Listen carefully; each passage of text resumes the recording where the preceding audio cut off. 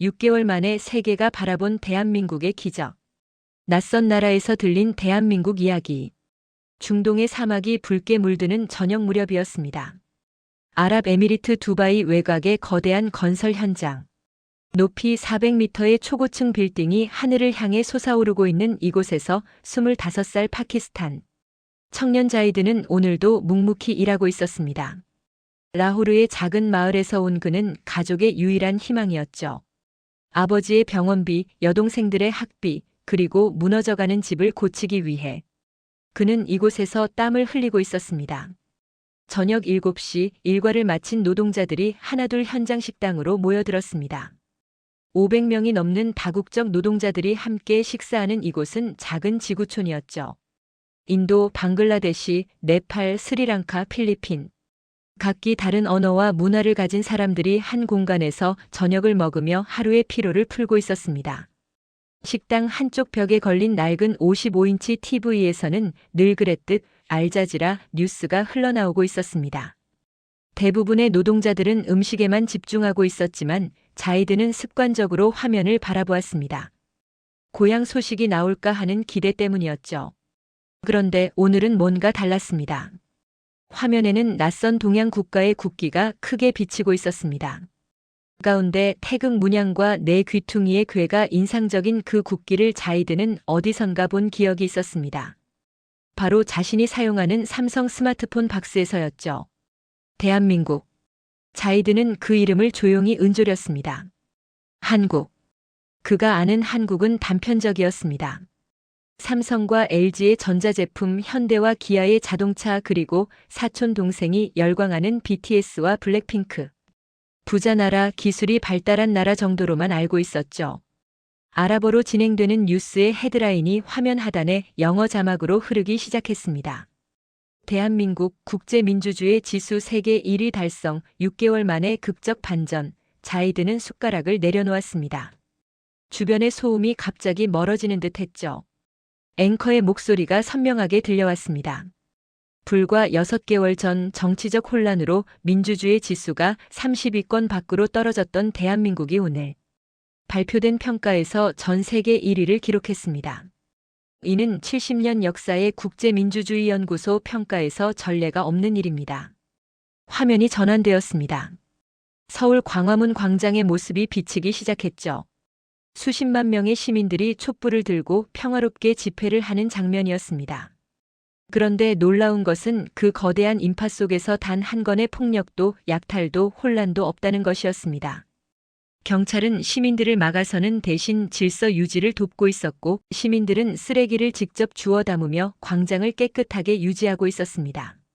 어린아이부터 노인까지 모든 세대가 함께 있었지만 그들의 목소리는 하나였습니다. 정의, 민주주의, 대한민국. 이게 가능한 일인가? 자이드의 옆자리에 앉은 인도 출신 라제시가 혀를 찼습니다. 42살의 그는 이곳에서 10년째 일하고 있는 베테랑이었죠.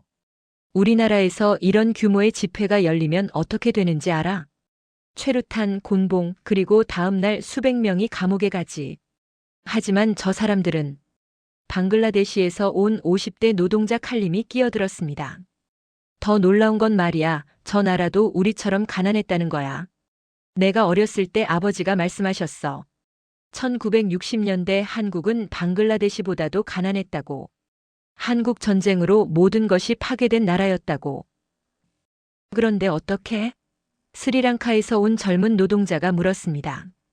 어떻게 그런 나라가 이렇게 될 수 있지? 우리는 왜 못하는 거야? 식당 안이 갑자기 조용해졌습니다. 500명의 노동자들이 모두 TV를 바라보고 있었죠. 뉴스는 계속되었습니다.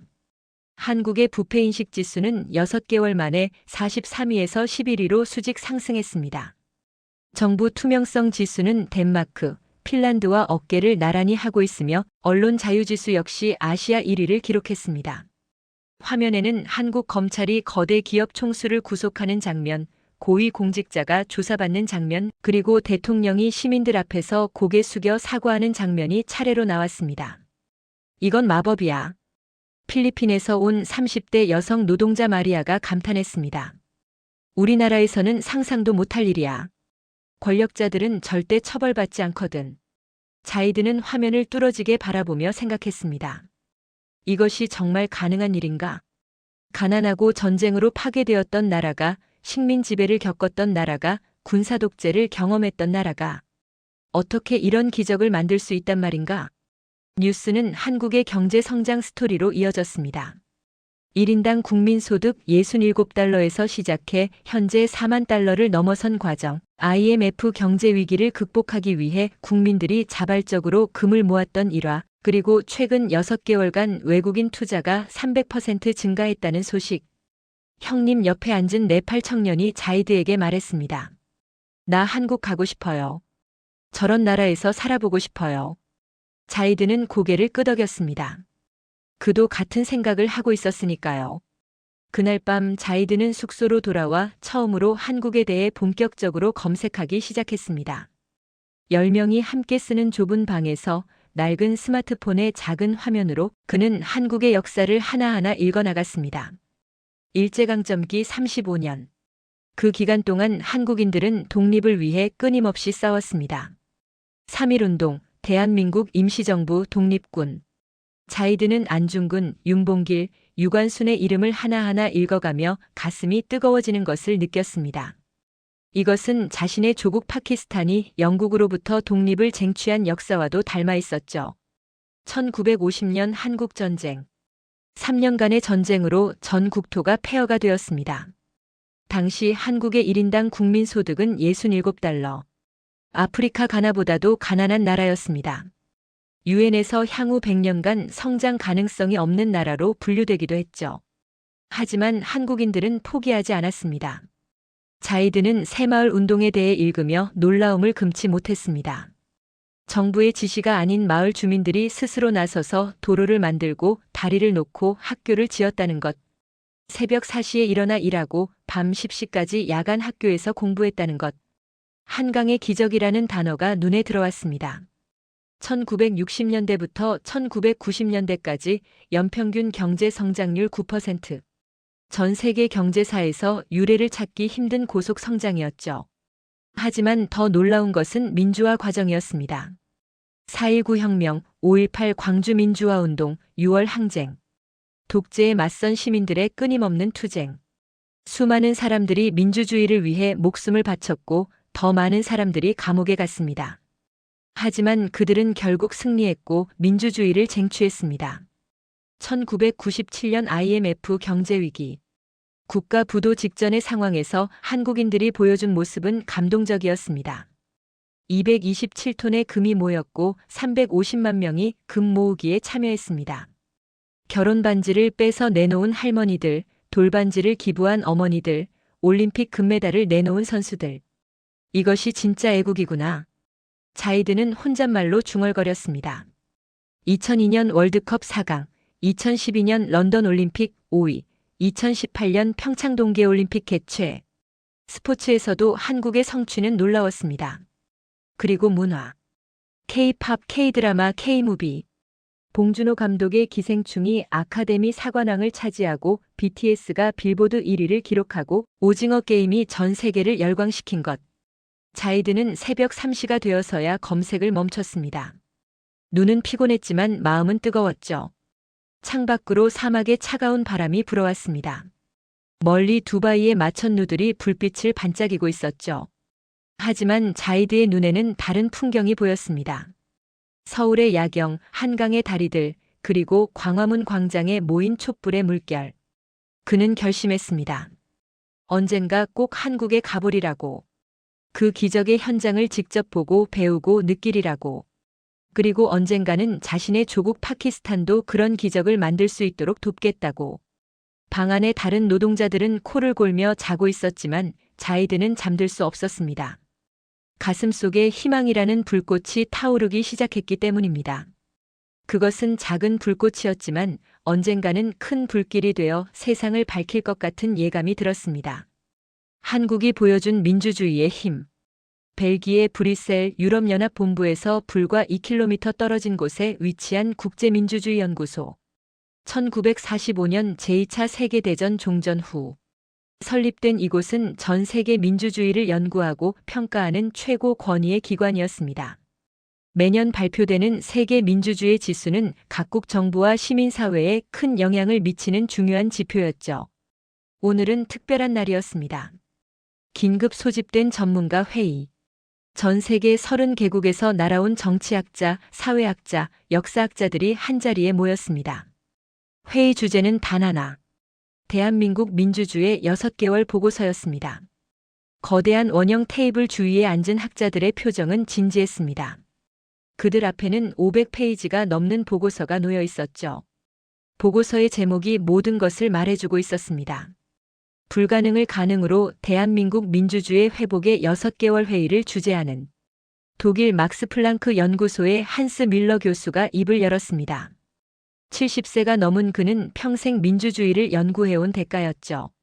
신사숙녀 여러분, 저는 40년간 민주주의를 연구해왔습니다. 바이마르 공화국의 붕괴, 소련의 해체, 아랍의 봄, 그리고 최근의 민주주의 후퇴 현상까지. 하지만 오늘 우리가 논의할 한국의 사례는 제 학문적 경험을 완전히 뛰어넘는 것입니다. 그는 리모컨을 들어 화면을 켰습니다. 그래프가 나타났죠. 한국의 민주주의 지수 변화를 보여주는 그래프였습니다. 보십시오. 6개월 전 한국의 민주주의 지수는 6.92점으로 32위였습니다. 정치적 분열, 사법부 신뢰도 하락, 언론 자유 위축 등이 원인이었죠. 그런데 현재는요? 9.87점. 전 세계 1위입니다. 이런 수직 상승은 프랑스 파리 정치대학의 마리 뒤부아 교수가 말을 이었습니다. 통계적으로 불가능합니다. 아니, 불가능했었다고 해야 맞겠죠. 한국이 실제로 해냈으니까요.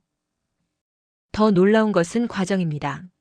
미국 하버드의 제임스 김 교수가 태블릿을 들어 보였습니다. 한국계 미국인인 그는 이번 연구의 핵심 멤버였죠.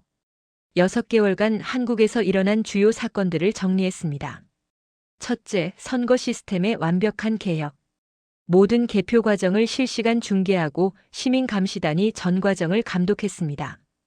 선거 관련 허위정보 유포자 237명이 즉각 처벌받았고 결과적으로 투표율은 80%를 기록했습니다. 80%? 영국 옥스퍼드의 윌리엄 스미스 교수가 안경을 벗으며 놀라워했습니다. 영국은 60%도 안 되는데. 둘째, 제임스 김이 계속했습니다.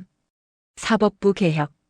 여당이 개혁안을 제시했고 전관예우 근절, 재판 과정, 투명화, 양형 기준 표준화 등 6개월 만에 법을 제정하고 있습니다. 스웨덴 스톡홀름 대학의 안나 린드버그 교수가 손을 들었습니다. 잠깐, 이게 어떻게 가능하죠?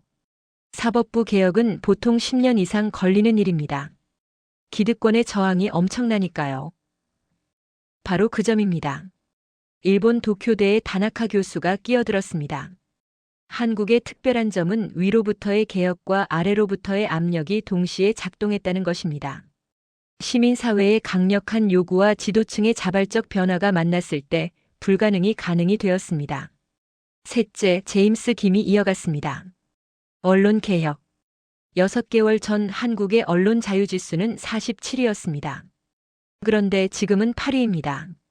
정부의 언론 개입 금지법이 통과되었고 언론사 소유 구조가 투명하게 공개되었으며 가짜뉴스 팩트체크 시스템이 구축되었습니다. 그리고 넷째, 그의 목소리에 감동이 묻어났습니다. 시민 참여의 폭발적 증가.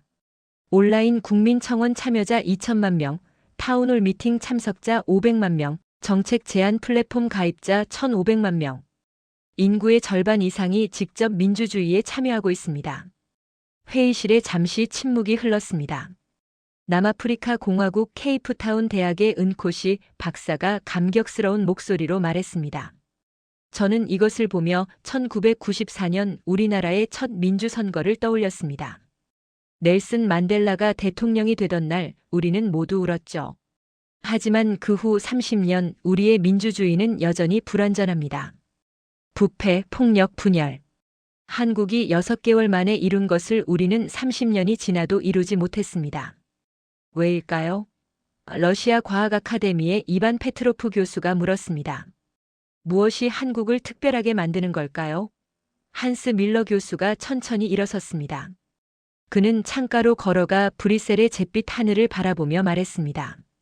저는 이것이 민주주의 DNA라고 부르고 싶습니다. 한국인들의 피 속에는 민주주의를 향한 열망이 새겨져 있습니다. 일제강점기 독립운동, 4.19 혁명, 5.18 광주, 6월 항쟁, 그리고 촛불혁명. 그들은 자유와 민주주의를 위해 계속해서 싸워왔습니다. 맞습니다. 인도 자와할랄 네루 대학의 라지브 간디 교수가 동의했습니다. 하지만 더 중요한 것은 집단지성입니다. 한국의 교육 수준을 보십시오. 대학 진학률 70%, 문맹률 0%, 디지털 리터러시 세계 1위. 이런 높은 교육 수준이 민주주의의 토대가 되었습니다. 교육만으로는 설명이 안 됩니다. 중국 베이징대의 왕웨이 교수가 조심스럽게 말했습니다. 중국도 교육 수준은 높습니다.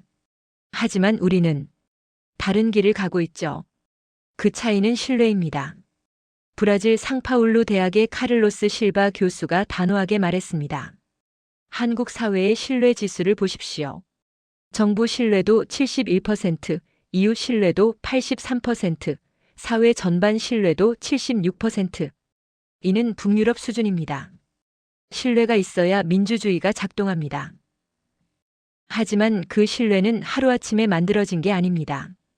이스라엘 히브리 대학의 다비드 코엔 교수가 지적했습니다.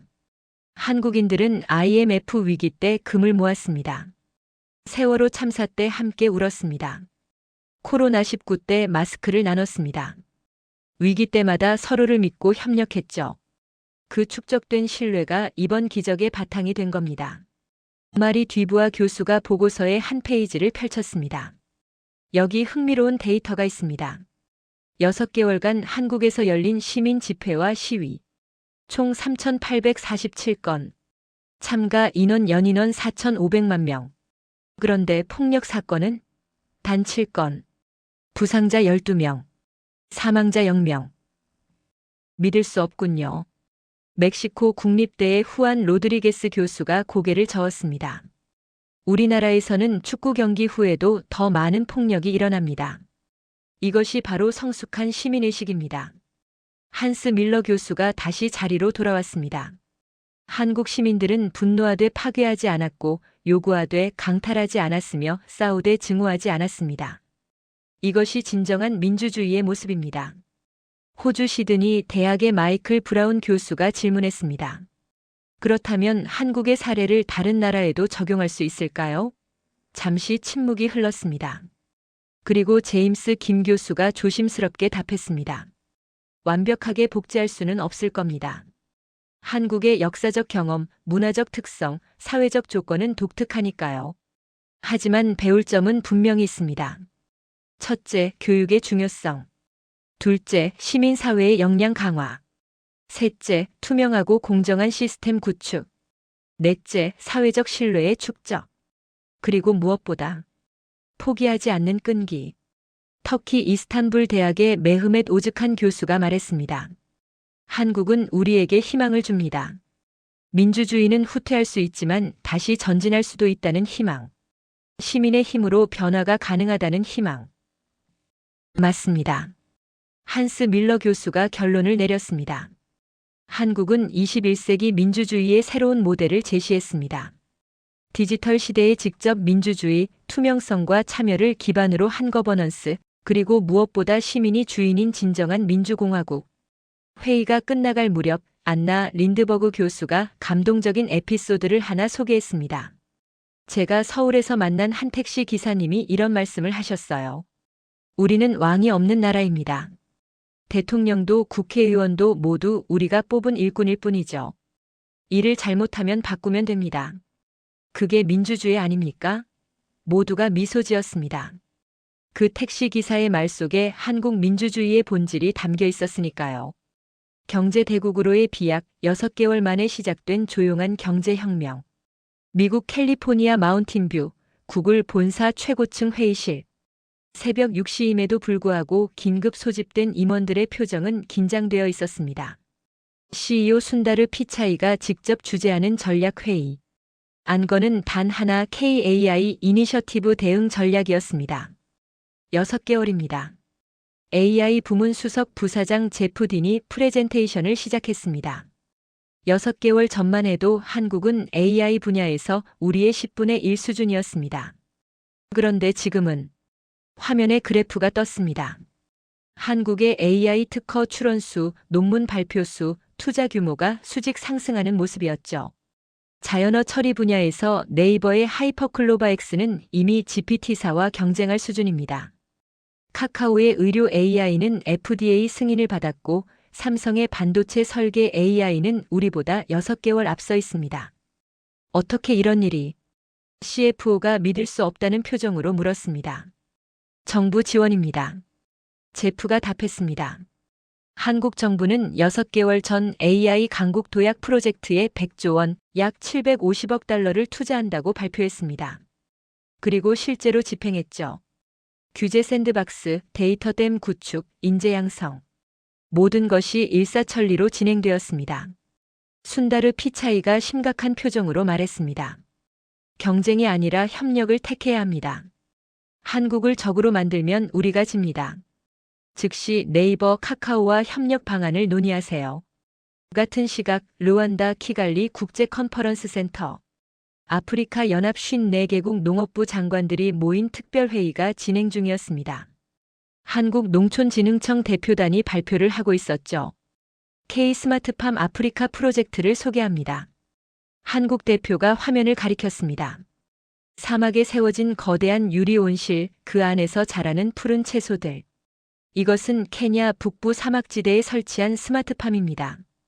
태양광 발전, 해수 담수화, AI 기반 작물 관리를 통해 사막에서도 농사가 가능합니다.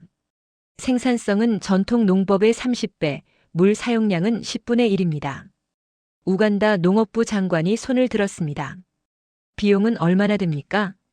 초기 투자비의 70%를 한국 정부가 지원합니다. 나머지 30%는 20년 장기 저리 대출입니다. 그리고 5년간 한국 전문가들이 현지에 상주하며 기술 이전과 교육을 담당합니다. 회의장이 술렁였습니다. 믿기 어려운 조건이었죠.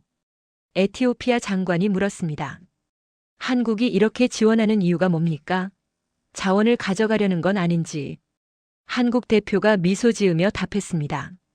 우리는 여러분의 자원이 필요하지 않습니다. 우리가 원하는 것은 파트너십입니다. 아프리카가 성장해야 한국도 성장합니다. 여러분이 부자가 되면 한국 제품을 살 수 있는 고객이 되시니까요. 나이지리아 장관이 일어섰습니다. 나이지리아는 한국과 함께하겠습니다. 이미 한국 기업들이 우리나라의 전자정부 시스템을 구축해줬고 부패가 30% 감소했습니다. 한국은 약속을 지키는 나라입니다. 하나둘 다른 나라들도 손을 들기 시작했습니다. 가나, 탄자니아, 세네갈, 모잠비크. 회의가 끝날 무렵 54개국 중 41개국이 K-스마트팜 프로젝트 참여 의향서에 서명했습니다. 아랍에미리트 아부다비 왕국 내 국방전략회의실. K방산의 위력을 더는 무시할 수 없습니다. UAE 국방장관이 왕세자에게 보고하고 있었습니다. 폴란드는 한국산 K2 전차 1000대, K9 자주포 672문, FA50 경공격기 48대를 구매했습니다. 총액 200억 달러입니다.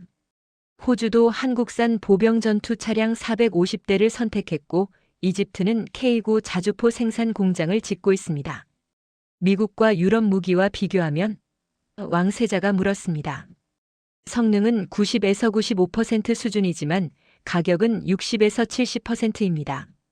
게다가 한국은 기술 이전과 현지 생산을 허용합니다. 납기도 미국의 절반입니다. 더 중요한 것은 참모 총장이 덧붙였습니다. 한국 무기는 실전 검증을 받았다는 점입니다. 북한이라는 현실적 위협 앞에서 70년간 개발하고 개선해온 무기들이죠. 왕세자가 결심한 듯 말했습니다. 한국과 방산 협력 협정을 체결하라.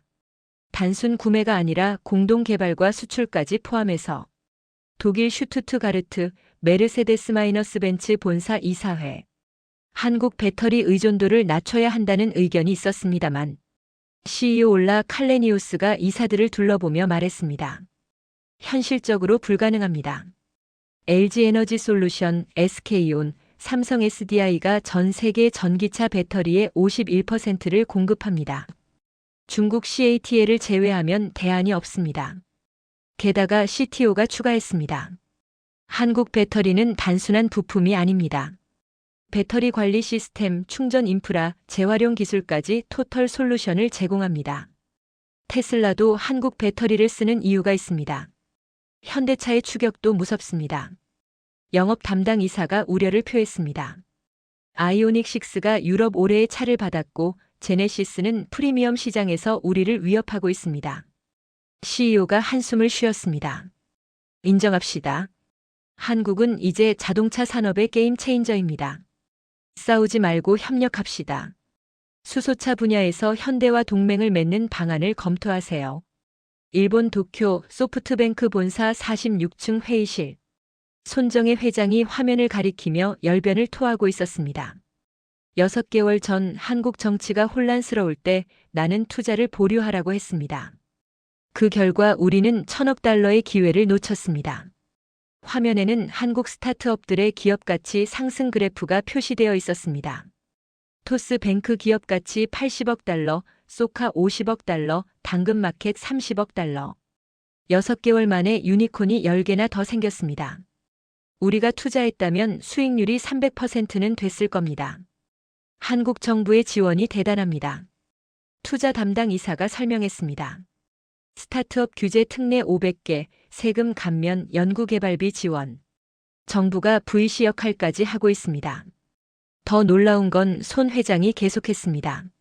한국 스타트업들이 동남아, 중동, 중남미로 진출하고 있다는 겁니다. 배달의 민족은 베트남을 장악했고 쿠팡은 대만과 일본 진출을 준비 중입니다. 그래서 어떻게 하시겠습니까? 늦었지만 지금이라도 올인합니다. 한국 스타트업 펀드에 100억 달러를 투자하겠습니다. 브라질 상파울루 남미 경제 공동체 정상회의. 한국과의 FTA를 최우선으로 추진해야 합니다. 브라질 대통령이 강조했습니다. K-의료 시스템을 도입한 칠레는 의료 효율성이 40% 개선됐고 K-교육 플랫폼을 도입한 콜롬비아는 학업성 취도가 25% 상승했습니다. 아르헨티나 대통령이 동의했습니다. K건설도 놀랍습니다.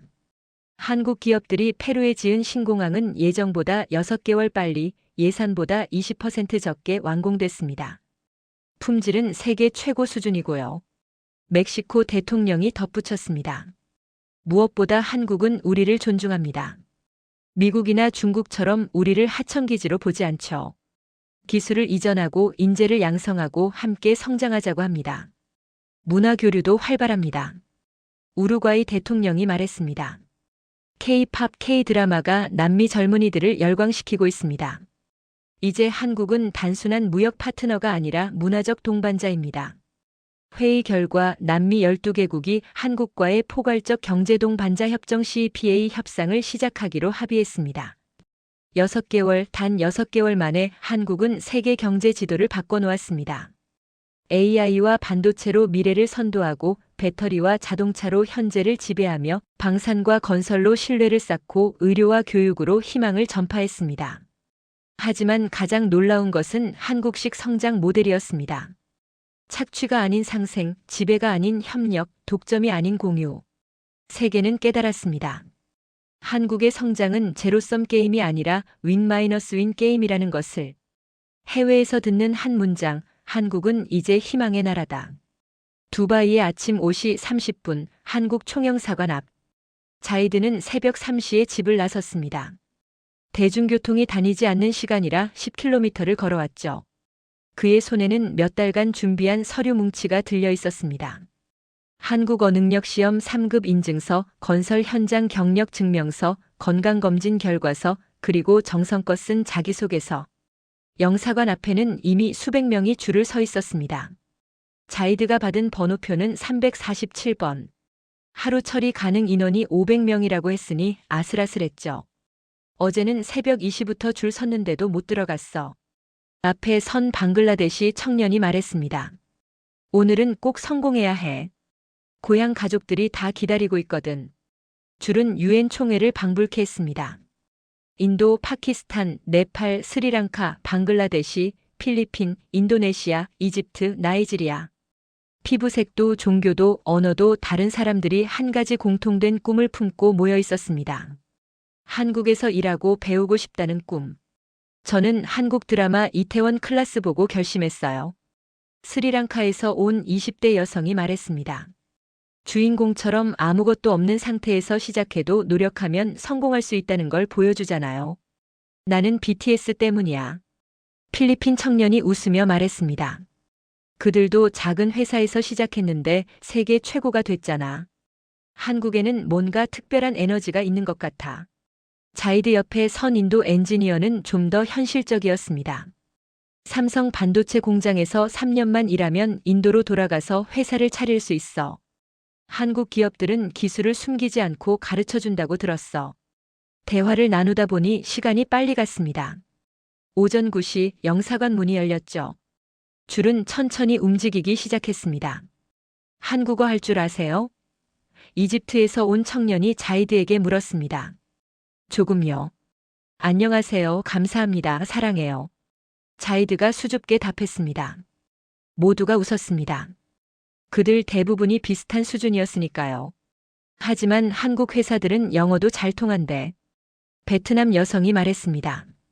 친구가 한국 IT 회사에서 일하는데 외국인 직원을 위해 통역도 제공하고 한국어 교육도 무료로 시켜준다고 해요. 점심시간이 가까워올 무렵 자이드는 영사관 건물 안으로 들어갈 수 있었습니다. 에어컨 바람이 시원했지만 긴장으로 손은 계속 떨렸죠. 창구 직원은 한국인이었지만 유창한 영어로 응대했습니다. 신청 목적이 무엇입니까? 저는 한국에서 일하면서 배우고 싶습니다. 자이드가 준비한 대답을 했습니다. 건설 기술도 배우고 한국에 일하는 문화도 배우고 싶습니다. 그리고 언젠가는 제 나라 파키스탄도 한국처럼 발전하는데 도움이 되고 싶습니다. 직원이 미소를 지었습니다. 한국어 공부는 얼마나 하셨나요? 자이드가 한국어 능력 시험 인증서를 내밀었습니다. 3급이네요. 열심히 하셨군요. 한국에서 일하게 되면 어느 도시를 선호하십니까? 어디든 상관없습니다. 일할 수 있다면 어디든 좋습니다. 서류 검토가 한참 진행되었습니다. 자이드는 초조하게 기다렸죠. 드디어 직원이 도장을 찍었습니다. 축하합니다. 비자 승인되었습니다. 3주 후에 수령하러 오세요. 자이드는 믿을 수가 없었습니다. 정말입니까? 정말로 승인된 겁니까? 네, 한국의 울산에 있는 조선소에서 일하게 될 겁니다. 세계 최고의 조선 기술을 배울 수 있을 거예요. 영사관을 나온 자이드는 하늘을 보며 감사 기도를 올렸습니다. 그리고 즉시 고향에 전화를 걸었죠. 어머니, 저 한국 갑니다. 비자 받았어요. 어머니의 목소리가 떨렸습니다. 정말이니? 우리 아들이 정말 한국에 가는 거니? 네, 울산이라는 곳에서 배 만드는 일을 할 거예요. 월급도 여기보다 3배는 많대요. 위험하지는 않겠지? 어머니, 한국은 세계에서 가장 안전한 나라 중 하나예요. 범죄율도 낮고 외국인도 보호해준대요. 전화를 끊은 후 자이드는 영사관 앞 공원 벤치에 앉았습니다. 그의 주위로 비자를 받은 사람들의 기쁜 얼굴과 받지 못한 사람들의 아쉬운 표정이 교차했죠. 형, 축하해. 오전에 만났던 방글라데시 청년이 다가왔습니다. 그도 승인을 받은 모양이었죠. 형은 어디로 가? 울산 조선소. 와, 나도 울산이야. 현대자동차 공장. 우리 한국에서 또 만나자. 두 사람은 포옹했습니다. 낯선 나라에서 만난 타국 청년들이었지만 같은 꿈을 꾸는 동지였죠. 그날 저녁 자이드는 숙소로 돌아와 한국에 대해 더 자세히 검색했습니다. 울산이라는 도시, 현대중공업이라는 회사, 그리고 한국의 조선산업. 한국이 세계 조선 시장의 40%를 차지한다는 사실, LNG, 운반선의 90%를 한국이 만든다는 사실, 그리고 최근 친환경 선박 기술로 다시 한번 도약하고 있다는 사실을 알게 되었죠. 내가 그곳에서 일하게 되는구나. 자이드는 가슴이 벅차올랐습니다. 3주 후 드디어 출국하는 날. 두바이 국제공항은 각국으로 떠나는 사람들로 붐볐습니다. 자이드는 인천행 비행기를 기다리며 공항 라운지의 TV를 보고 있었죠. CNN 뉴스가 특집 보도를 하고 있었습니다. 제목은 더 코리안 미러컬 6 months that changed everything. 한국은 이제 단순한 경제 강국이 아닙니다. 앵커가 말했습니다. 민주주의의 롤모델이자 혁신의 허브이며 무엇보다 희망의 상징이 되었습니다. 화면에는 서울의 스카이라인, 판문점, 부산항, 그리고 광화문 광장의 모습이 차례로 나타났습니다. 특히 주목할 점은 한국의 소프트 파워입니다. BTS, 오징어 게임 기생충. 한국 문화가 세계를 정복했습니다. 하지만 더 중요한 것은 한국이 전파하는 가치입니다. 노력, 교육, 협력, 그리고 민주주의. 전문가 인터뷰가 이어졌습니다. 한국은 증명했습니다. 작은 나라도 큰 영향력을 가질 수 있다는 것을, 자원이 없어도 인재가 있으면 된다는 것을, 분열된 사회도 하나가 될 수 있다는 것을. 탑승 안내 방송이 나왔습니다. 자이드는 가방을 들고 게이트로 향했죠. 비행기 안에서 그는 창밖을 보며 생각했습니다. 나는 단순히 돈을 벌러 가는 게 아니다. 배우러 가는 거다. 한국이 어떻게 기적을 만들었는지 그 비밀을 배우러 가는 거다. 6시간 후 비행기는 인천국제공항에 착륙했습니다. 입국 심사를 마치고 나온 자이드는 깊은 숨을 들이쉬었습니다. 11월의 찬 공기가 폐 속으로 들어왔죠. 두바이와는 전혀 다른 공기였습니다. 대한민국. 자이드는 마음속으로 그 이름을 불렀습니다. 공항 직원이 다가와 물었습니다. 어디서 오셨어요? 도움이 필요하신가요? 완벽한 영어였습니다. 자이드가 울산 가는 길을 묻자 직원은 친절하게 KTX 타는 곳까지 안내해 주었죠. 한국에 오신 것을 환영합니다. 좋은 경험 하시길 바랍니다. 직원의 미소가 따뜻했습니다. KTX를 타고 울산으로 가는 동안 자이드는 창밖 풍경을 구경했습니다. 깔끔한 도시, 정돈된 논밭, 그리고 산과 강. 이것이 기적을 만든 나라구나. 울산역에 도착한 자이드를 회사 직원이 마중 나와 있었습니다. 자이드 씨, 환영합니다. 내일부터 바로 오리엔테이션 시작입니다. 준비되셨나요? 네. 자이드가 힘차게 대답했습니다. 준비됐습니다. 그날 밤 기숙사에 짐을 푼 자이드는 일기를 썼습니다. 2025년 11월 15일 한국 첫날. 모든 것이 새롭고 신기하다. 사람들은 친절하고 거리는 깨끗하고 시스템은 완벽하다. 이제 시작이다. 열심히 배워서 언젠가는 파키스탄도 이런 나라로 만드는데 기여하고 싶다. 한국이 해냈다면 우리도 할 수 있다. 아니, 반드시 해낼 것이다. 창밖으로 울산의 야경이 보였습니다. 조선소의 크레인들이 불빛을 반짝이고 있었죠. 내일부터 그곳이 자이드의 일터가 될 것입니다. 그리고 그곳에서 그는 단순한 기술이 아니라 한국의 정신을 배우게 될 것입니다.